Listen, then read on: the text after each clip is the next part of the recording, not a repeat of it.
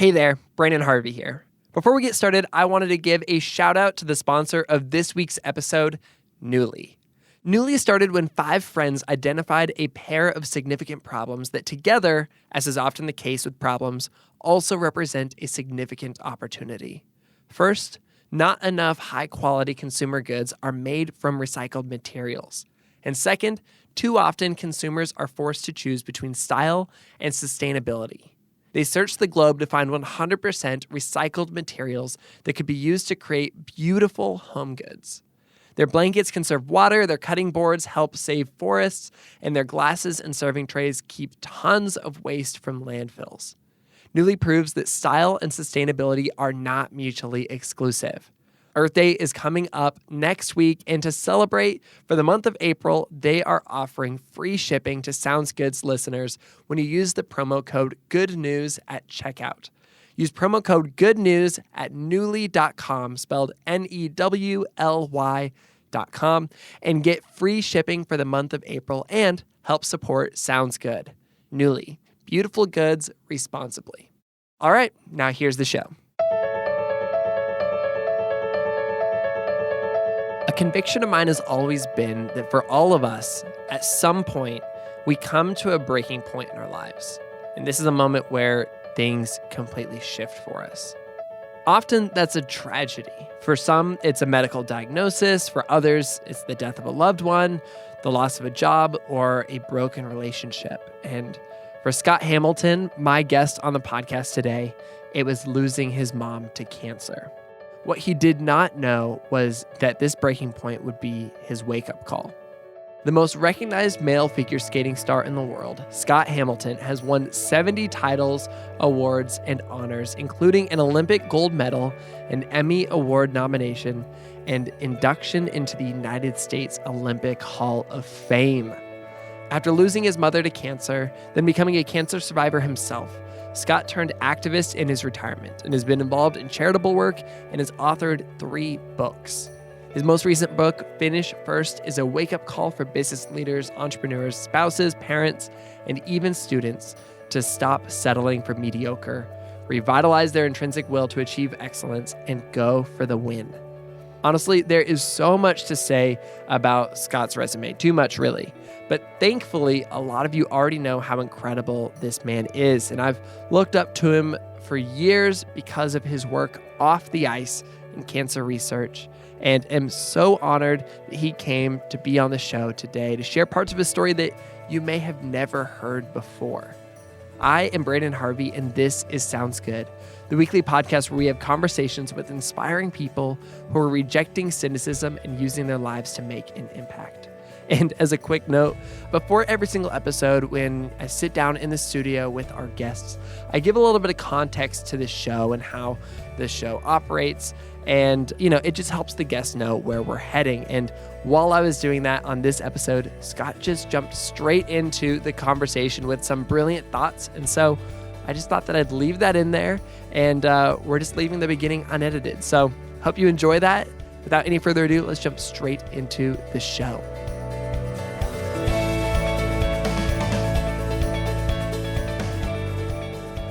Cool. I'll just give you a little bit of context before we get going. Sure. So, ultimately, Sounds Good is a podcast focused on people who are using their lives to make an impact in the world. Oh, nice. And it started off with me just being like, wow, there's a lot of inspiring people in the world. They're so positive. They're so hopeful.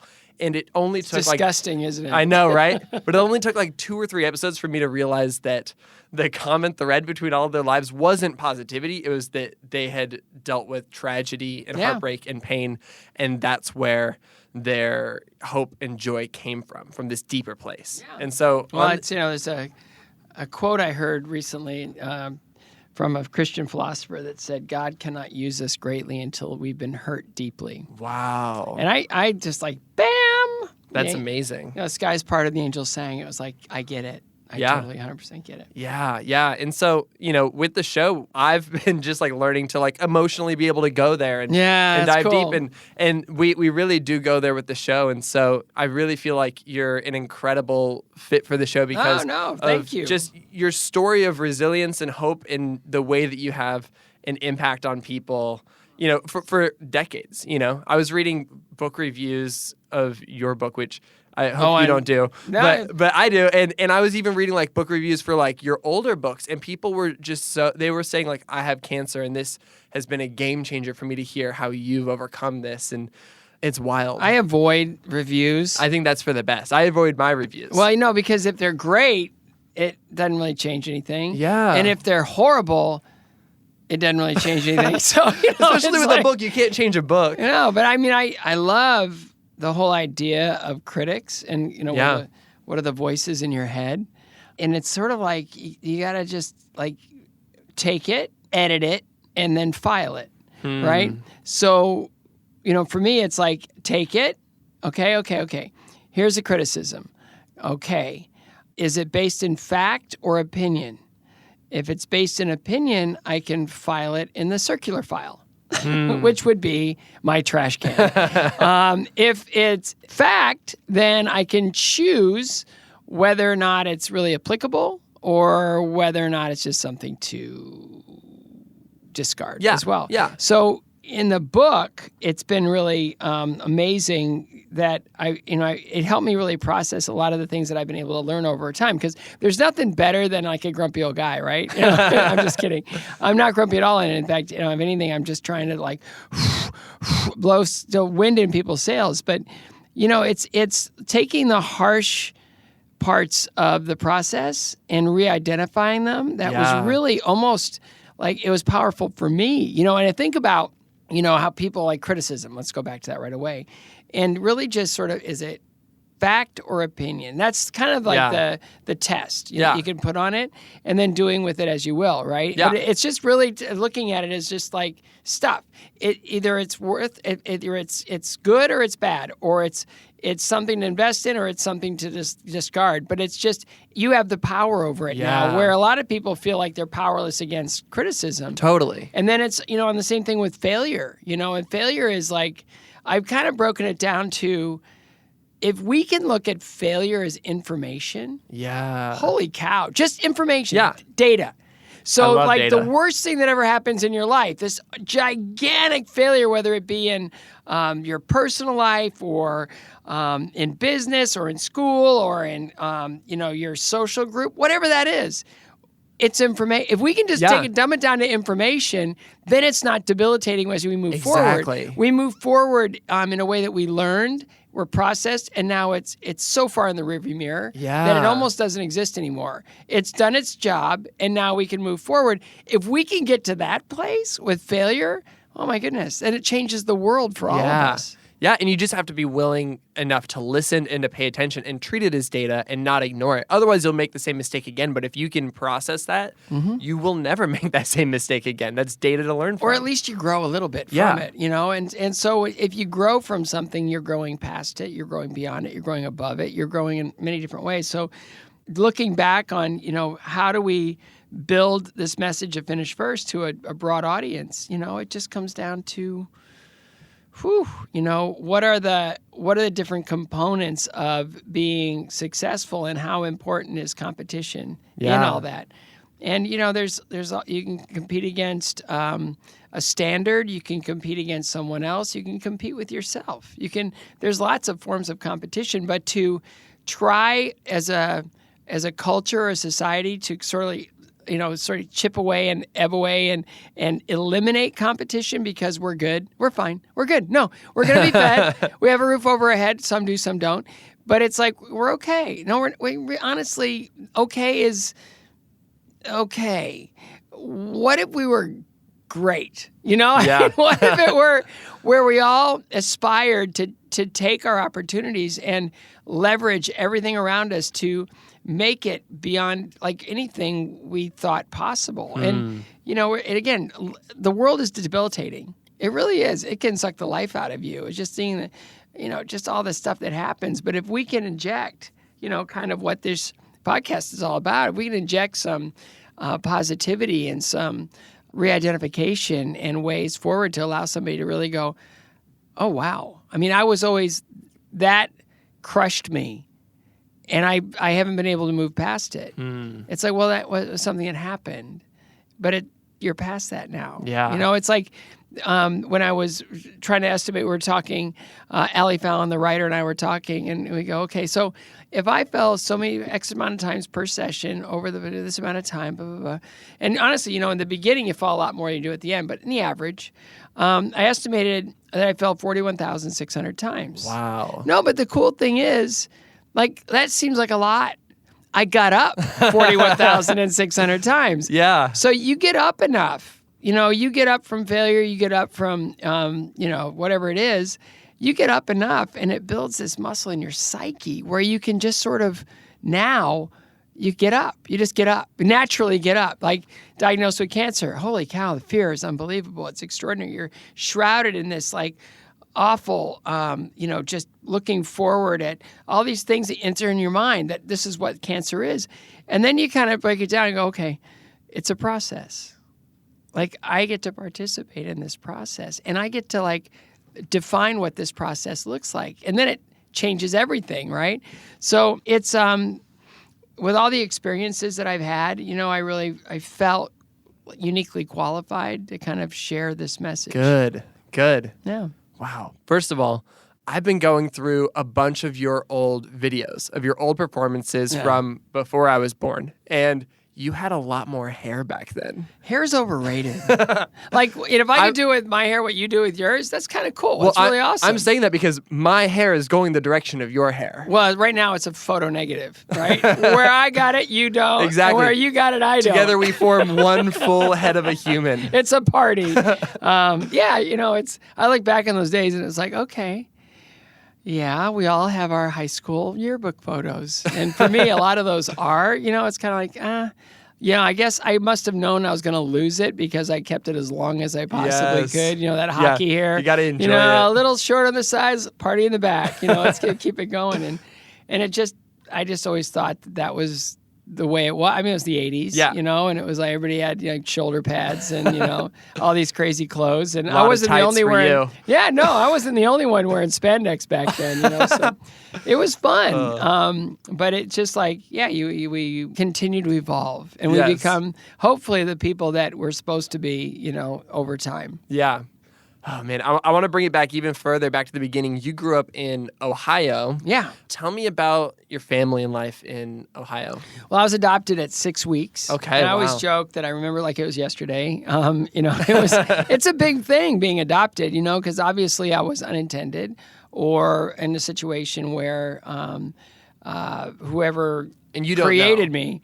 I kind of know a little bit more than I should, and that just came out of an odd set of circumstances. But, it just comes down to the fact that I was given a chance. And so I was adopted by 2 school teachers. My mother at the time was a second grade school teacher. My dad was a big old PhD professor of biology at Bowling Green State University. And they brought me back to Bowling Green, and life was great. And then when you're adopted, you don't really know what your growth patterns are. You don't really know kind of where things stand. You don't really know, what to expect, right? Because it's just sort of, we have this being in our house that biologically could be anything. We have no idea because we don't have any information to base this on, right? Yeah. So I didn't grow for a while, and it got to be a concern. So I went in and out of hospitals for about 4 years, and they finally gave up trying to diagnose it. And about that time, I just started skating. And for whatever reason. Why skating? There was a brand new ice skating rink at Bowling Green State University. And it's the one building in the university that is used as much by the citizens of Bowling Green as it is by the college itself. That's great. No, it's a really wonderful public, school partnership. So we had Saturday morning lessons for about 4 hours from 8 to noon, and the kids would come in and they would skate and they would go from class to class and learn and play and grow. And I realized, even though I was really sick, that I found something I could do as well kids and as the best athletes in my grade ultimately. And it just sort of was first taste at self-esteem. Wow. And it leveled that playing field for you as a smaller kid. Yeah. Totally. 100%. Yeah. Because last one chosen, if chosen. Yeah. And it was, I was weaker, smaller, all those things that, you'd think. But skating kind of gave me a way of, creating an identity and a purpose and, and it was really powerful. And then I started physically getting better. So it's kind of miraculous in that way. Yeah. And then cause and effect or correlation? it's hard to say because it was never diagnosed. Okay. But in 2004, I was diagnosed with a pituitary brain tumor that I was born with. So in a really cool way, the brain tumor, for whatever reason, it stopped doing its mischief. It didn't start doing its mischief again until I stopped skating.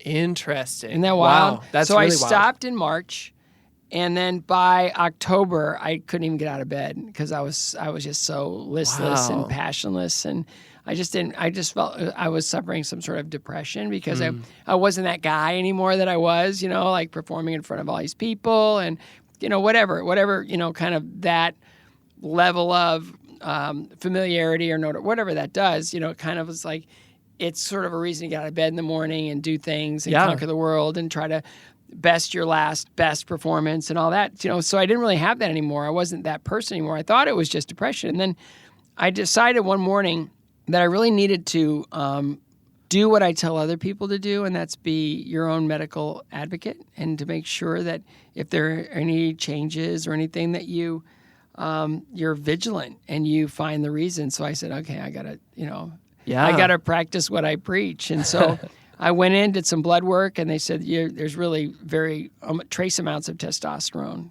And I go, that's really weird. Yeah. And they go, well, what we can do is we can, we feel it was probably part of my cancer because I had testicular cancer, probably an after effect of the chemo and all the surgeries and everything is, we can just treat you topically and you'll be feeling much, much better in a few weeks. And I said, no, that's not it. I mean, there's more to it than that. I mean, there's a lot of things going on, and everything I mentioned, they said, it's your age, you're getting older now and you expect these things. And I just get one after another. And then finally I go, why is my peripheral vision all messed up? And they go, oh, okay, well, let's get you in for a head scan. And so I went in and they found this brain tumor. And in the information given after a week of just prayer and uncertainty, they finally decided to do a biopsy, which means that they drill a small hole in the top of your head. They go down into your optic chiasm. They take a piece of this tumor, and then they find out what kind of cell it is. And they found out that it was a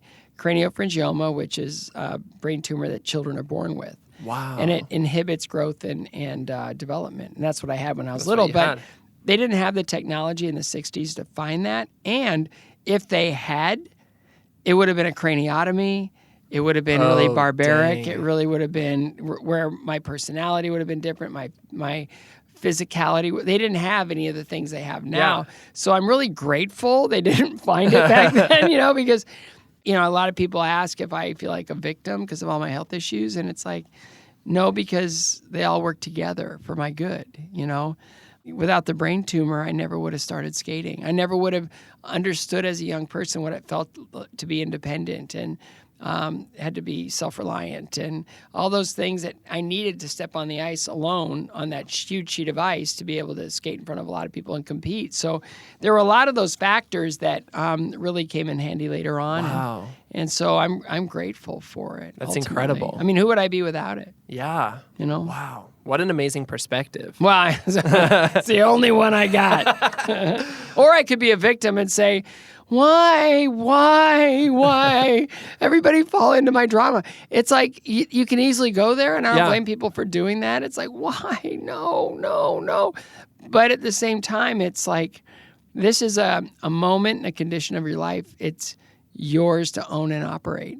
How are you going to do it? Like, what are you going to do? Yeah. And I've seen so many people. Like, I see a bald woman in a grocery store, and I just want to buy her groceries because I'm seeing a champion. I'm seeing somebody that I admire. I'm seeing somebody that's fighting the fight and just really unashamed to go out and say, here's where I am, and I'm here. I'm in the grocery store, and I'm supporting my family. I'm doing what I got to do to live and to be productive, and I really admire those people. So I'm always the one that kind of like, I look around for people to inspire me and to, kind of lift me out when I start to kind of get a little, low or hit a trough or something. It's like, who's going to get me out of this? Who's going to give me a leg up? And that's incredible. And I see that in people that are fighting back their problems, whether it be physical or emotional or financial or whatever. I take a lot of inspiration from people that have found a way upward and out. That's incredible because you're an Olympic athlete, you're a champion, you're all these that. things. Yeah. And you're inspired by people in the grocery store. Like, that's amazing. That's beautiful. Yeah, well, I mean, it's not hard if you just sort of tune in that frequency to find examples everywhere, of people that truly allow you to see the possibilities and the opportunities, and then to kind of absorb those in order to be part of your, kind of your mission, your life, your perspective. And I've collected enough of that where now I kind of understand that my competitive life and my professional skating life, I honestly never would have thought to dream it. Yeah. You know what I mean? Like, none of that made any sense. I'm undersized, bad health, parents of limited means, no coaching, limited ice time. How am I going to be given permission to dream for anything in the sport besides best mediocrity? And then, things just started happening. And most of them were, kind of falling down and getting up and falling down and getting up, failing miserably and getting up. And so in writing Finish First, it just decided that I see it in my own kids' development where they're trying to eliminate competition from a lot of things with kind of the participation trophy thing, which is, ultimately I get it's okay. But if there are no winners and no losers, then everybody's lost, because you need to have someone, really want to attain something or really want to, because there's something about, I think one thing that we all share, and I go back to 5th grade. I just started skating and I really wasn't much, and I started competing in regional little competitions, and there weren't many boys, so I was able to be somewhat successful. And I remember we were, it was 6th grade, and we're having an all-school assembly at the end of the year, and they were doing recognition for some of the teachers and blah, blah, blah. And there was a family that wanted to sponsor an award for a child in the school that was doing something outside of school that really was unique and wonderful and everything. And it was sort of like, I would think more about art or whatever, whatever it is, community service and I'm sitting there and I'm just fantasizing about, wouldn't it be really cool? What would it be like if my name was called? Right. And it was like, I think all of us, have that same feeling. My name was called, and it was this little bowl. And I treasured this thing because of all the kids in my school, I got recognition, and it made me feel like I just felt so special and so wonderful. And it's just that encouragement. You need to face the next thing. And I think about, being in Lake Placid. I'm the 3rd guy on a 3-man team, no chance for a medal, basically a tourist, in the competition, just to go out and do the best that I can. For me, my finish first at the Olympics in 1980 were to be in the top 8. If I could be in the top 8, it was like, that's a finish first moment for me, right? It's like, I did it. I had a goal and I met it. And I was 5th. But here's going back to being the 3rd guy on a 3-man team. They were talking about, all the captains from the different sports are meeting tonight to choose the flag bearer for the opening ceremonies in Lake Placid. So it's like a home Olympics. United States would be marching in last. And again, just having that fantasy of like, what it would be like if I got to carry the flag in the opening ceremony. And then you go, well, that'll never happen because why would I? I mean, they got Eric Heiden. They've got all these skating champions. They've got people competing in sports for the first time that have a chance of doing really well. Why would they choose the 3rd guy on a 3-man team, right? And I was sitting in a movie in the Olympic Village, and I got called out of it by our team captains. And they said, "You really done it this time." And it's like, I felt like I'm getting thrown out of the Olympics. And I go, I didn't do anything. Whatever you heard, I didn't do any of it. I've been a model citizen. I've been on time. I've skated well every practice. And I've been perfect here. Why am I getting called out? And he goes, "Well, you've really done it." And I go, "Tell me what I've done." And they go, "You've been elected to carry the flag in the opening ceremony." And it's like, why? Why? Yeah. And it's like that. It's like, why? And it was all about the struggle. I lost my mom. I had a childhood illness. I had a falling out with one of the best coaches in the world, just lost interest in me. And it was all these kind of failures that I was able to rise above to even beyond the team, where in the selling of different athletes, like they had a man and a woman from each sport nominated, and then they had to talk about why. And the team pretty much decided that it wasn't about success in Lake Placid, it was about the struggle. Wow. And they felt like I represented that. So there's a whole story about how when I went in for the parade uniform fitting, it's like they asked what size shoes you wear, and I go 6, and they go 7.5, okay? and on and on and on. I was wearing my dad's clothes in the opening ceremony of the Olympics, so it's very humbling, you know. And your hat keeps falling down over your eyes, and you're trying to hold on to the flag, and it's like those type of things. So in writing Finish First, I just felt like we all have that within us of, wouldn't it be great if I had recognition, or wouldn't it be great if I was able to win something, or would it be great if I was able to set a goal and just hit it out of the park, And I realize it's kind of a common emotion that we all have of just being recognized or being, in some way doing something that truly tests ourselves, that we can look back on it and say, I did it. Yeah, and it's a recognition for something that you truly worked for and accomplished too. Like, that's what we want. That's what we want. But when you take competition out of the equation, it's like, well, where do we get our feedback now? Now we're in sort of this vacuum. It's like I tell a story about my son. He just took up hockey, and he's going to be a Nashville Predator. That's it. I mean, there's decision made. Decision made. He goes, I want to go from 0 to now being on the Pred Select All-Star team where I travel around the region. Then I want to be a junior Pred, where now I'm traveling all over the country playing hockey at a high level. And I go, okay, well, we got some work to do. So he's in the youth league. And the first 2 games last year he played, they got killed. I mean, they got destroyed. They don't really have the scoreboard with the kids. It's half-ice games, so it's really just going on chasing the puck around. But they lost like 6 or 7 to 2. Because you're keeping track on the sidelines. All the parents are, right? We all do that. And he got in the car and he was just mad. He was just like, I don't like this. I don't like losing. And as a parent, your heart kind of aches a little bit. And I go, well, tell me about it. And he goes, I don't like it. They killed us. They were awful. And I go, well, can we just break it down? And he goes, sure. And I go, what did you learn today? And he goes, whew. Well, I learned I got to skate a little bit faster, and I really want to work on my stick handling to be able to move the puck around. And man, I want to get my shot up in that corner of the net where the goalie can't touch it. And I could just see him dreaming about all the things that he wanted to be able to do. And I go, wow, that's really impressive, buddy. It's that feedback again. Yeah, and I go, what would you have learned if you won?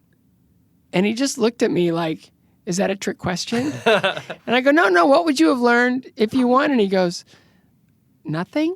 And I go, precisely. I go, this is great. I go, you get to get feedback. You get to know where you need to strengthen yourself. And I always tell my kids, I got this kind of mantra. I learned it in skating because Dick Button would always be talking about my performances, and he'd always criticize something. And my goal was to shut him up, right? If I could make it so Dick didn't have anything to say, then that was to me my finish first with him, right? So a finish first moment with Dick Button was trying to figure out how to not give him anything to criticize. And I realized in that process that the greatest strength is a lack of weakness. And all of us have parts of us that we're not good at. If we're able to strengthen those just through the process of getting that feedback and understanding and putting ourselves out there and just doing something that's we've always wanted to do, or something that is like a young goal for a young athlete, or a young executive in business, or somebody working in the mailroom that wants to work their way up. In Finish First, I give everybody kind of the process of this is what it takes in order to win, and whatever that win is. And finish first sounds like, the gold medal is the only thing that matters. No, finishing first for every single person has its own identity, right? So it's a broad message. And, the subtitle of the book is Winning Changes Everything. Think about my oldest biological son has really been struggling in algebra at school, and he just doesn't like it. He doesn't like it, and it doesn't like him back, right? So same with me in compulsory figures. I hated compulsory figures until I couldn't afford to hate them anymore, right? What are compulsory figures? They're the figure eights. That you have to okay. back then, you had to do those in competition. They were a big part of the competition. And so, you just got to find a way to just build that muscle in your brain to repeat. And he's like, oh man, I just don't like it. And I go, I get it, but you got to figure out a way to, get through this thing and just build that muscle in your brain where you can look at these equations and just get it. You understand now. And so, he just put his head down and he got to work. And for him, a finish first thing was to kind of find a way to get his grade up, right? If he's at a C, which is in our family, it's like, we want you guys to work hard and get A's. B's the worst. So now he's sitting there going, okay, how do I get 100 on this test? And that's his motivation. It's like not only, do it, but once you get that A in something that you don't like doing, holy cow, the world opens up. Yeah. It does. And now it's amazing. Like, now you've built trust with your teachers. Now you start to build A's. Now you're building A's and you're building on A's upon A's because you know you can do it. Then those A's turn into a better school. Yeah. Better school means better work. Better work means better opportunities for your family. And it just changes the trajectory of everything. So how do we present this case of finishing first? Yeah. And it's the process I learned. I went from losing everything to winning everything, and here's how. So I tried to write the book in kind of like the story brand style, the Don Miller story brand style of, I'm your host. It's not about me, it's about you. Pick up this book and see, how it resonates and how it inspires. And it's convicting. Yeah. I'm like, I did the audiobook. So I got you like talking right into my ears. Like, oh my gosh, Scott's telling me I got to like get to the office, right? Like, it's true. It's great. And it's so wild because it's little changes that build up over time. Yeah. To that, the person that wasn't able to succeed anymore, that person no longer exists because now you're living your life differently. You look at goals differently. You look at the process of being more successful differently. And I tell everybody, listen, I just say, look, if you had to write down a recipe for success, the biggest single ingredient is failure. It's true. Yeah. Right? It's like if you had a pie chart, there'd be this gigantic red thing, which is failure, and then everything else would be listed beyond that. And so much of that is, is it a personal failure? Did I fail myself? Did I fail my coach? Did I fail my employer? Did I fail my parents? How do I identify that? And then you go through the whole process was I told I was a failure or was I actually a failure? And then there's all the get up things. It's like, okay, that's in the past. You've learned from it. We don't have to do that again. I'm giving you permission not to make those same mistakes. And it has so many applications, whether it be with just trying to get a better job or better grades or get to something you've always put off or it's addiction, whatever it is. I mean, I think it has these really broad applications that I hope everybody is able to, really just dive in and accept it. I think so too. No, thanks. And a lot of what we've been talking about the last few minutes is this idea of kind of work ethic and the small decisions and changes you have to make to succeed and to finish first. And work ethic scares me, by the way. Work ethic? That, I'm commitment phobic a little bit. I mean, I am happily married with 4 kids, but the whole idea of like work, ew, so I try to replace words that are kind of ugly, like hard work and determination. It's like, it's honestly commitment and repetition. There we go. No, and that's less scary. It's way less scary, but it's also more fun. Yeah. Like if you do something you like to do and you do it all the time, you're going to get better. But so here's what I'm curious about. Growing up, because everybody's got this transition that happens. Oh, yeah. At what point did you flip that switch where you went from being, somebody who, sleeps in or stays out late or whatever it is in the world of skating and decide I'm going to be committed and I'm going to be consistent? My parents sacrificed everything. They were, limited means. Teachers. My mom went back to school to get her master's so she'd become an associate professor with better, benefits and a better salary so she could help pay for my skating. She never bought clothes for herself. Wow. She lived in the same thing. She had a really bad self-esteem, and she was the center of my universe. I saw the sacrifices she made. In 1977, let's go all the way back to 77. It was my first year on senior level. I was never supposed to make the senior level because my parents almost went bankrupt when I was a junior. Oh, wow. But a sponsor came in and decided to sponsor me. So that year, 77 was the first year that I was sponsored. And I went out for the national championships, first year senior. I was 5th in the figures, which I was terrible at figures, good in freestyle, right?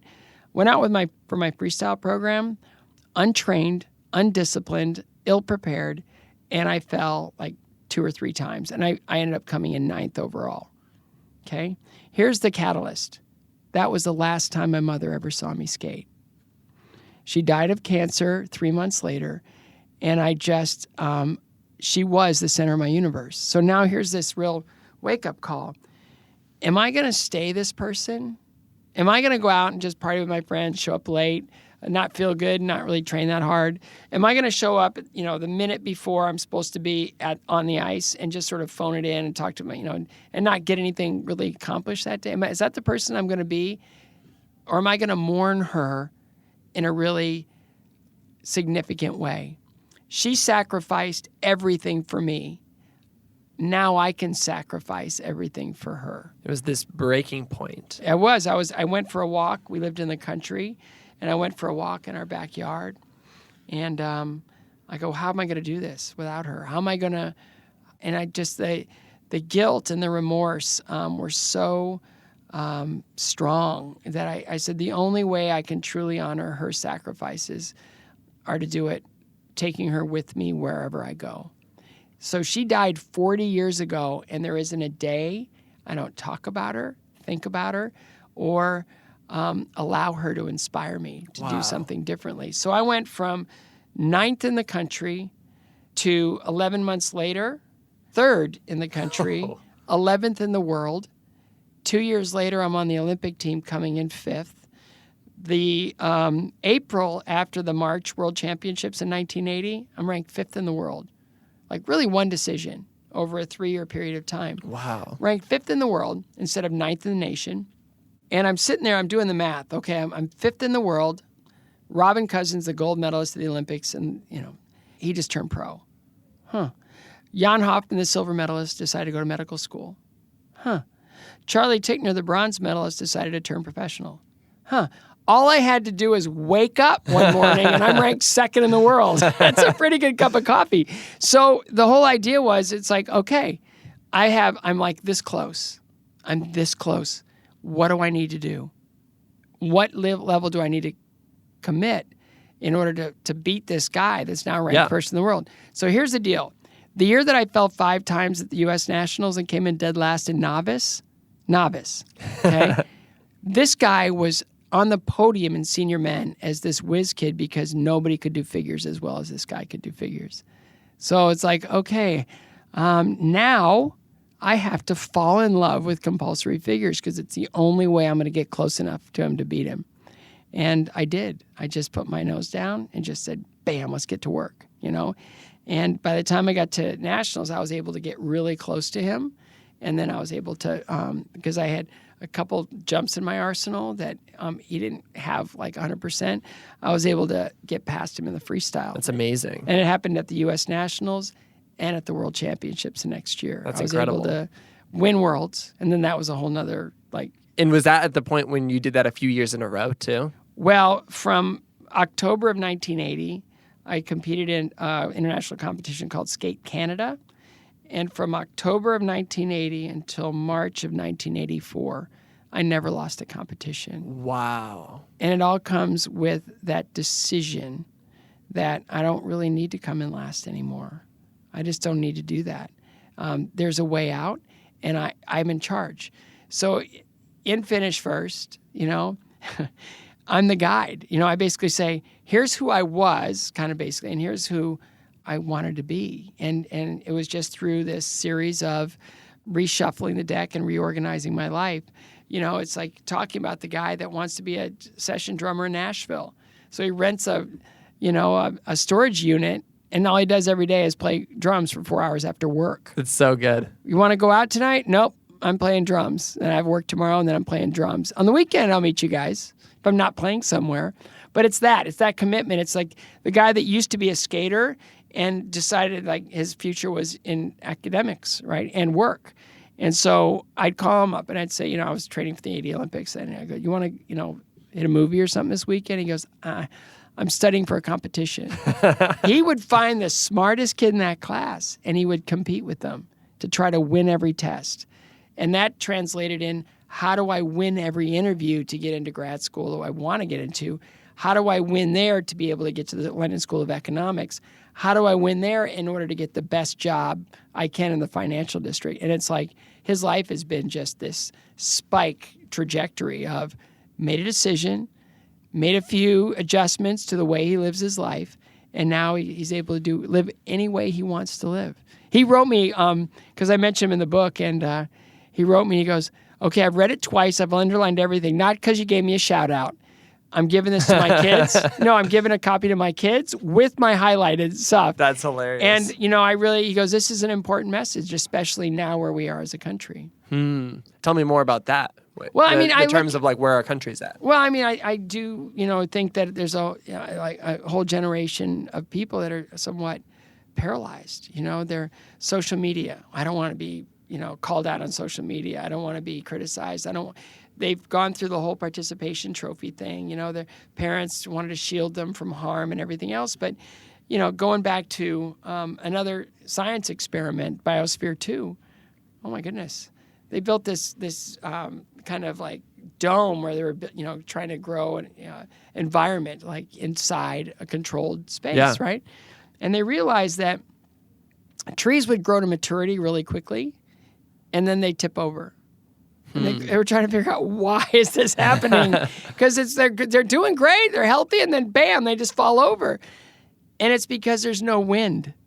So without resistance, without building some stress wood and a root system, we have a generation of people that are just struggling because they don't know what their identity is. They don't know what a good identity is. They don't know really how to actively be competitive and get out there and try to go through that whole process of kind of winning their place, winning their their dreams, winning their goals, because they've never really had to do that before. And there's a whole different shift of focus now on what's important. Well, what's important is how many followers I have and how many likes I had this week. Okay, it's a broad stroke. Okay, I don't mean but I'm just saying I've met so many that when they get into the workplace, they go, I got criticism today, I'm going to quit. And it's like, really? Why would you do that? You like your job. I do, but I can't handle this kind of criticism. It's like, why don't you use it? Use it. It was awful. I go, I know it's awful. I go, there's so many aspects of life that's messy and weird and awful. Yeah. Let's just use this. Yeah. Right? And that's something that we're all about here, what sounds good is this idea of, diving into these things that are messy and complicated and difficult. Yeah, I think millennials have some room to grow in that regard. From your perspective as somebody, who's, decades ahead of me, what are you excited about with millennials? Like, what are you excited about with my generation and, the unique strengths that... There's so much energy, so much intelligence, so much compassion, so much life force. My goodness, I see these young people, and I see the protests, and I see the passion, and I see, just this strength of character for what's happening in our world. If that could be funneled back into strengthening themselves with a focus and a clarity of mission and moving forward, there's nothing they can't accomplish. Nothing anyone can't accomplish, right? That's exciting. So it is exciting because it just starts with a level of commitment. Yeah. I'm sitting here talking to you. You're obviously incredibly intelligent. You've got these eyes and this focus that's kind of like, holy cow, he's looking right through me. But that's it. I mean, all those are... you set up a spreadsheet, and what are your credits and what are your debits? Yeah. What are your strengths and what are your weaknesses? And the idea is to start to cross off your weaknesses. Yeah. This will help me back. Okay. I got to strengthen that. this maybe is something that I'm not good enough at yet to be able to get to where I want to be. What are the rules of the game, right? What are the rules of the game I'm playing now? How do I become more successful in the game? Cluster wins. Yeah. Get a couple wins under my belt and then start winning. Because I compare in the book, it's like winning isn't just this end-all, be-all destination. Winning is like every day, right? Yeah. A win is this interview for me and for you. This is a Totally, win. yeah. It's a win. So you build a foundation on all these wins, and a win is showing up on time. A win is just being prepared. A win is just trying to learn something you didn't know yesterday. A win is getting yourself just even a centimeter closer to your goal than you were before.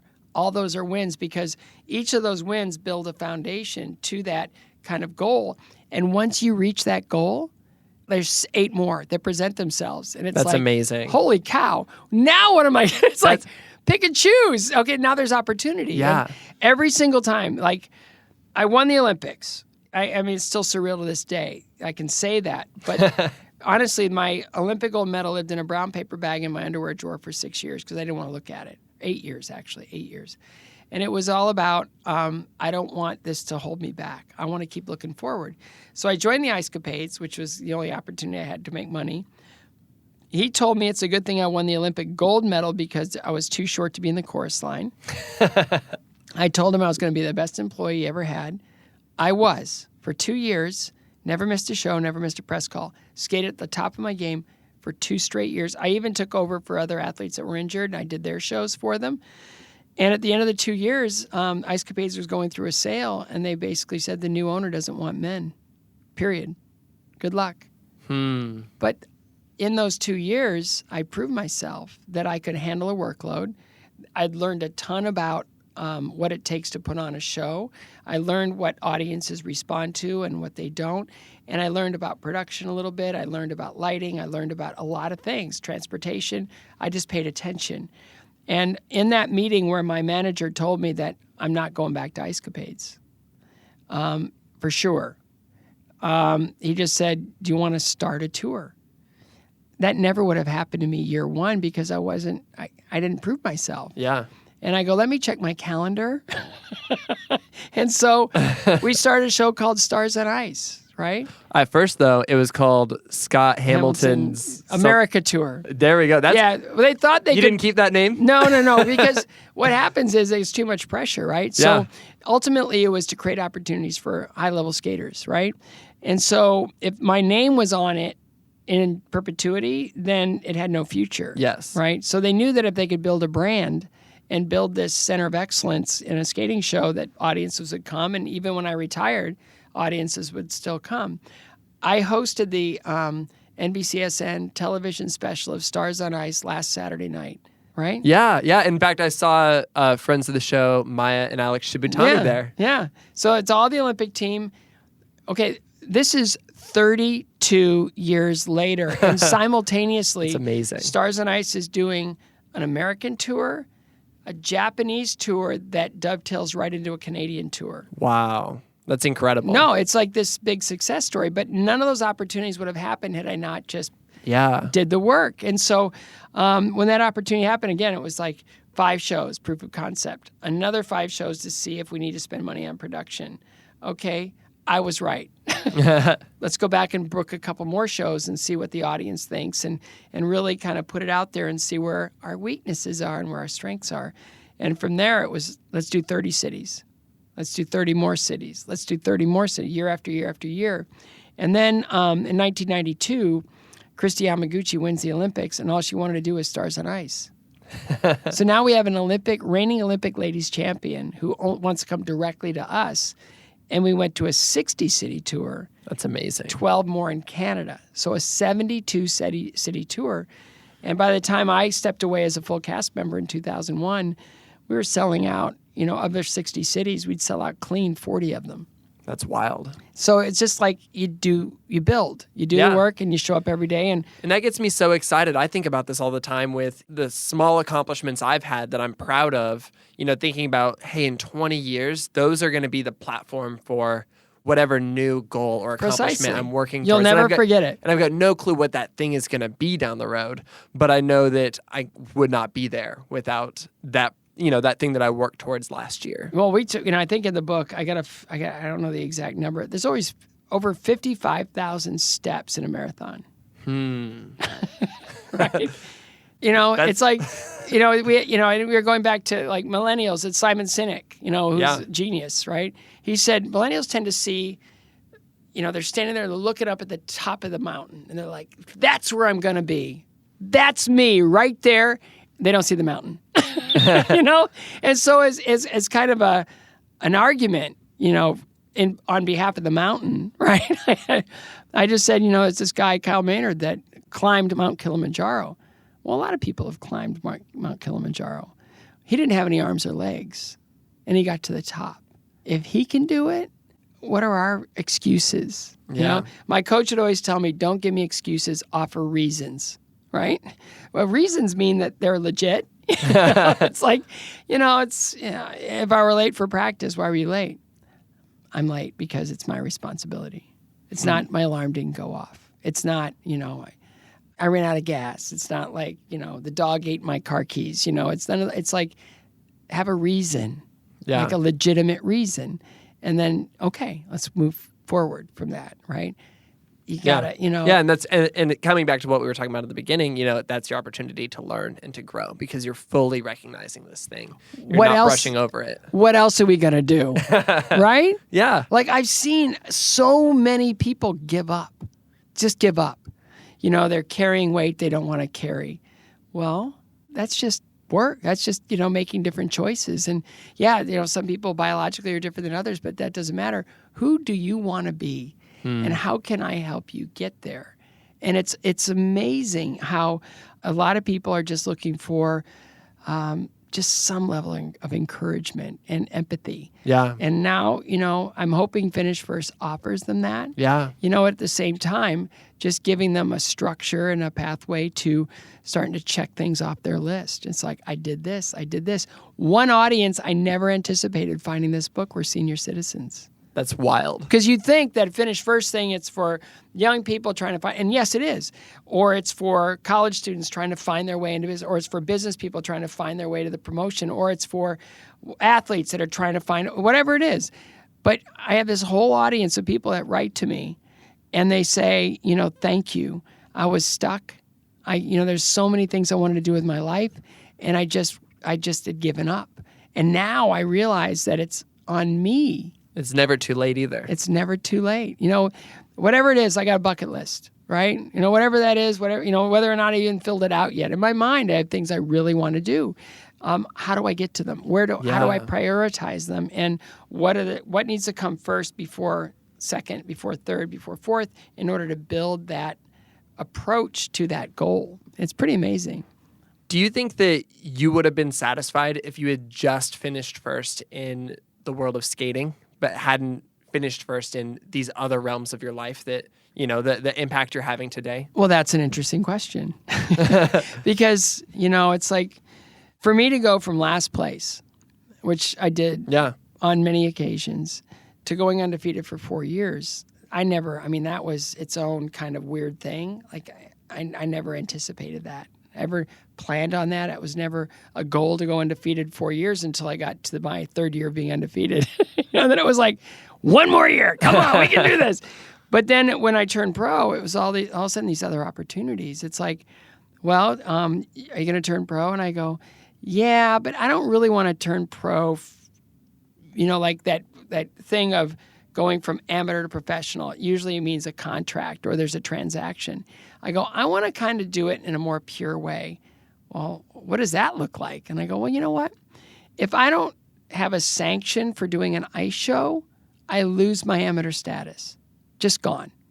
Because people can't track the money. They can't do a lot of things. So that's just a rule. You have to have a sanction to do an ice show. So when I came back from the Olympics in 1984, there was this momentum to build an event there of me doing my first big performance in Denver. And so we partnered with the Denver Symphony, who needed money, and then I wanted to do it for cancer research. So half the money went to the symphony, half went to research. And do the math, I was able to write a check for $250,000 for cancer research. That's incredible. But I didn't make a penny. I didn't get a sanction. So my way of turning pro was to raise money for cancer. And then it was, now there's, well, how do I build a professional career?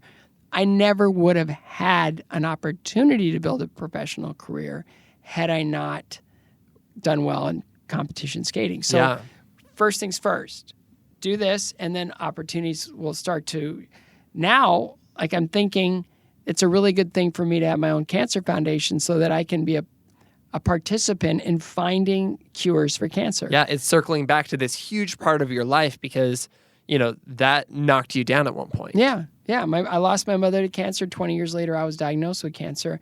I see what it does to people.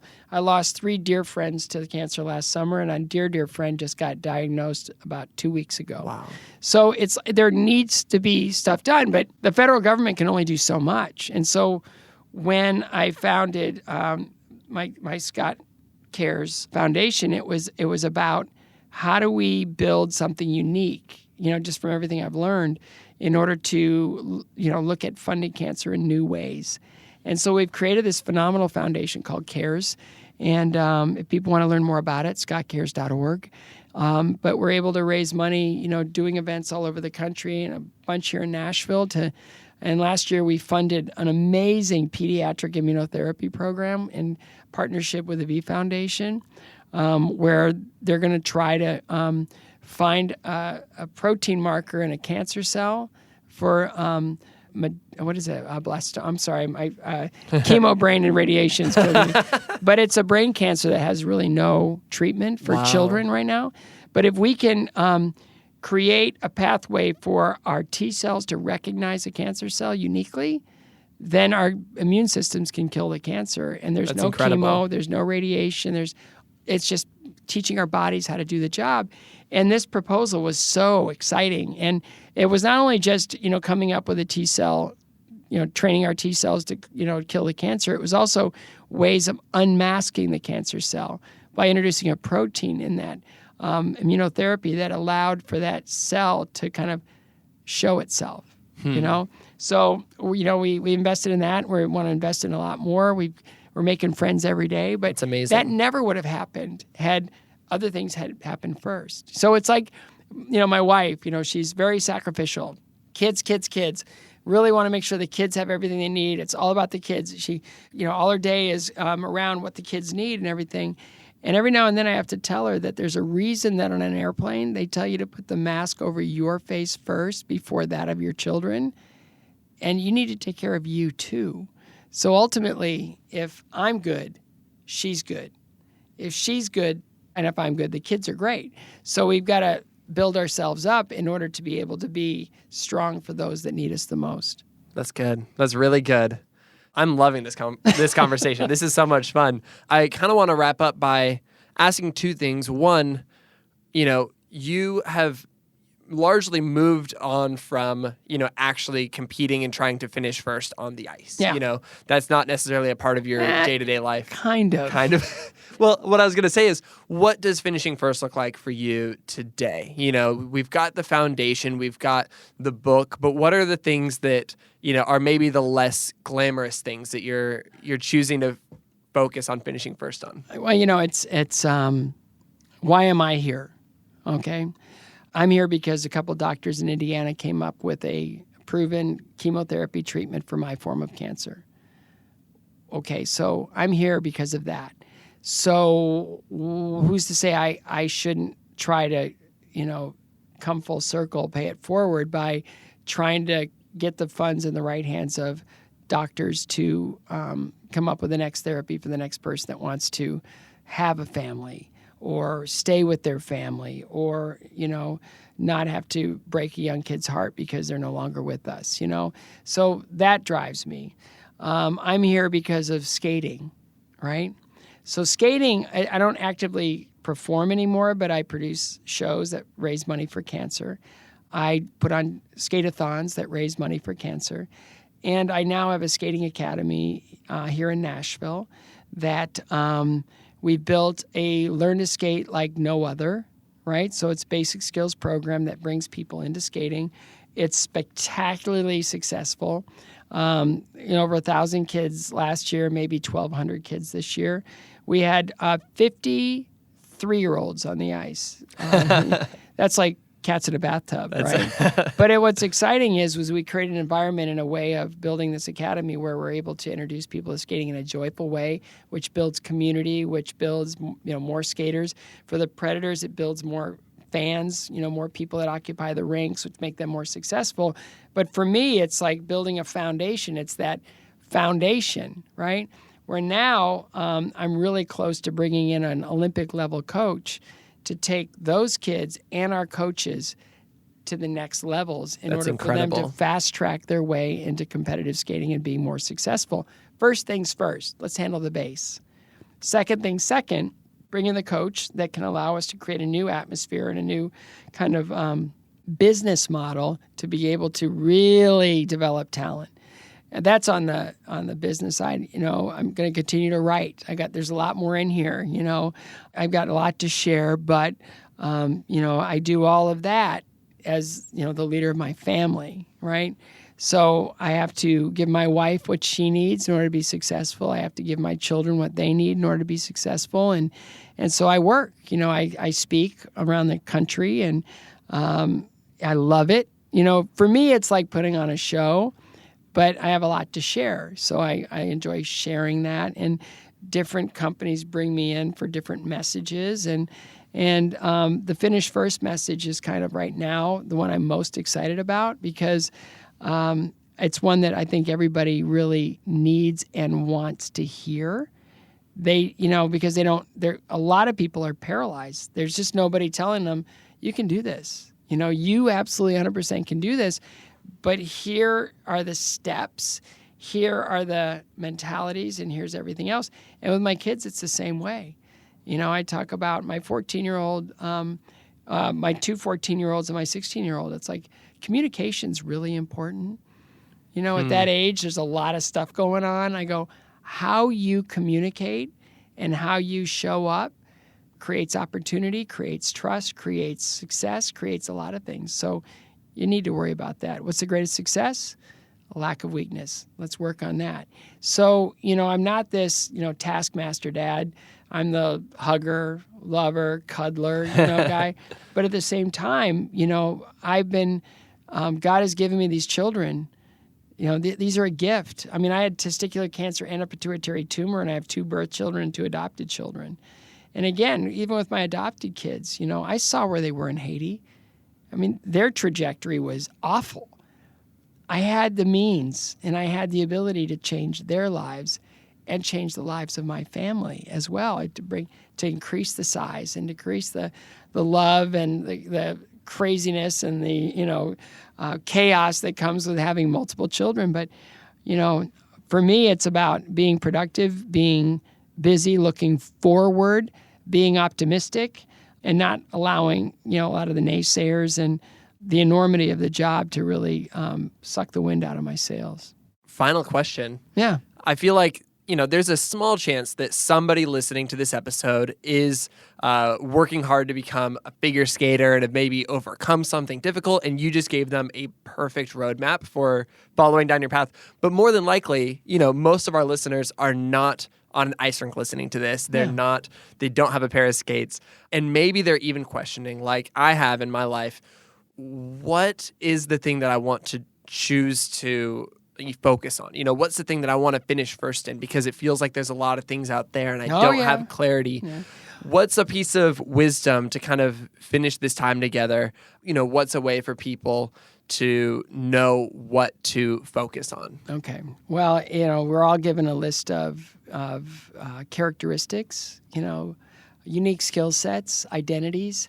I was in Korea, and in fact, right now, the venue manager for figure skating, we had a great friendship, and so he came here from Korea to visit me and my family, and he's just this great guy, and he said, I'm worried about my culture, my country, and he goes, why? He goes, people don't have hope, none. And I go, really? And I handed him the book, right? So he read it, and he goes, well, you talk to my staff. And I said, I'd love to.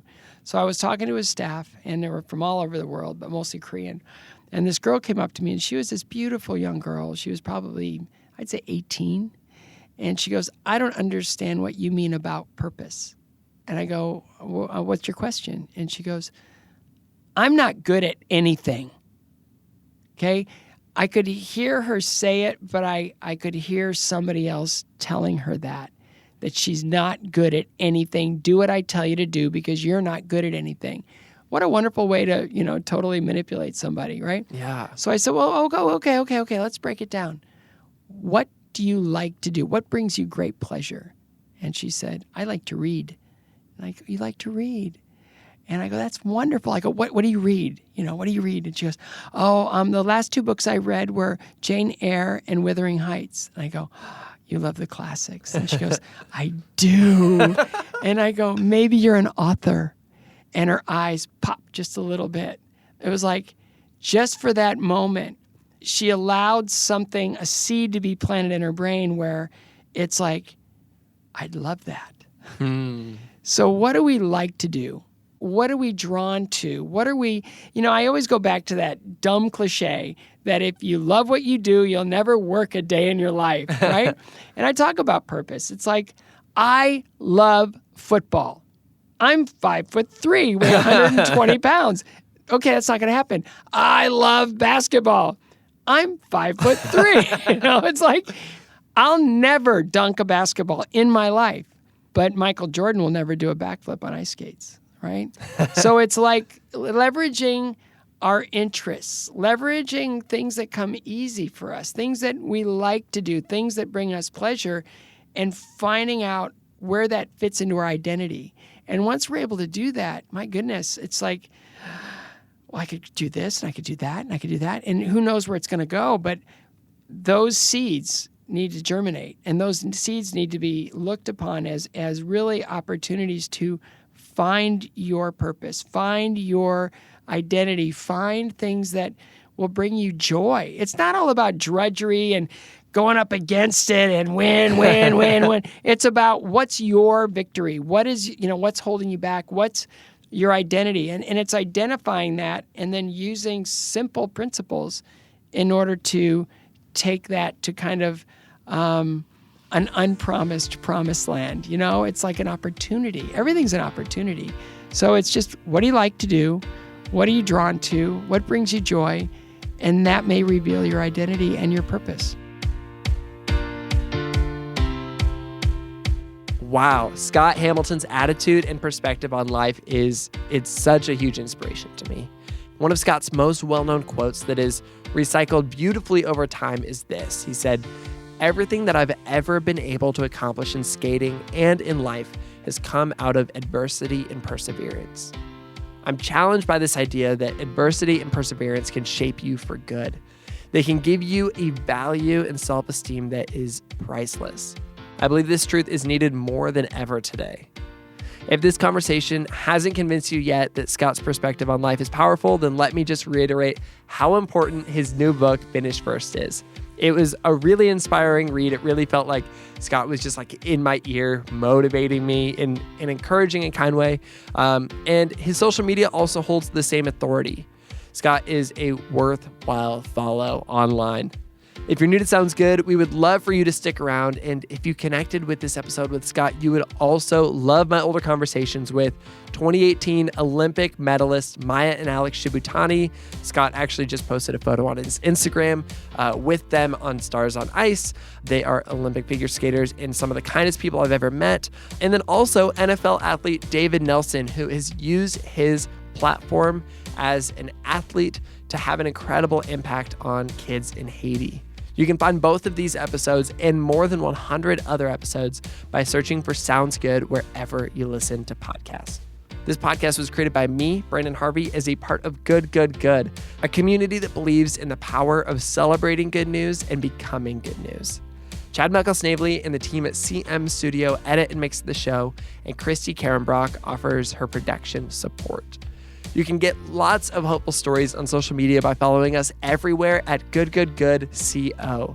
And you can learn more about this podcast and everything else we do, including our good newspaper, by visiting us at goodgoodgood.co. And on that note, that is a wrap for this week's episode. Go out and remember to awaken your greatest potential and embrace the fact that you were born for something special.